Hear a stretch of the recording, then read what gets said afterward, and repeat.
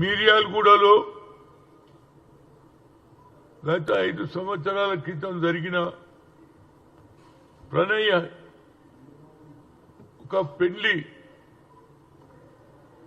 ముఖ్యంగా అతను బడుగు బలైన వర్గాల నాయకుడు అయినటువంటి వాళ్ళ కమ్యూనిటీ ఎస్సీ కమ్యూనిటీ. కానీ మారుతిరావు కుమార్తె అమృత వర్షిని స్కూల్లో చదువుతున్నప్పుడు ప్రేమైంది, పెళ్లి కూడా చేసుకున్నారు.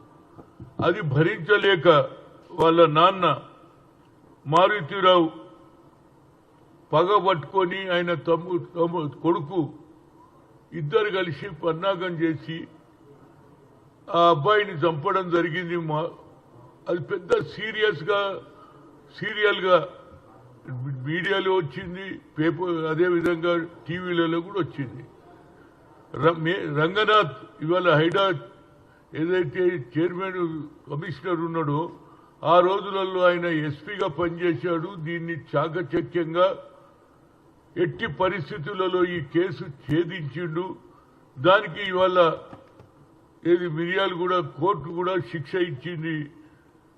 ప్రణయ్ అంతకుడికి మరణ శిక్ష, నరికి చంపిన సుభాష్ శర్మకు ఉరి తీయాలని.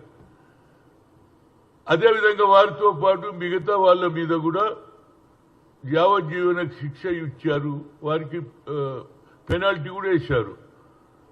నా ఉద్దేశంలో పోలీసు వాళ్ళు ఎంతో కష్టపడి కేసును సాధించిన తర్వాత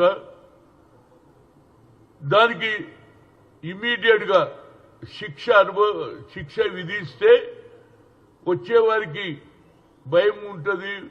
అరే మనం ఈ విధంగా చేస్తే మనకు కూడా మరణ శిక్ష పడుతుంది, మనం కూడా చనిపోతాం, మన మీద కూడా లైఫ్ కేసు పడుతుందనే ఆలోచన మరి కలుగుతుంది. కానీ అదే లాంటి కేసు ఇంకొకటి హాజీపూర్లో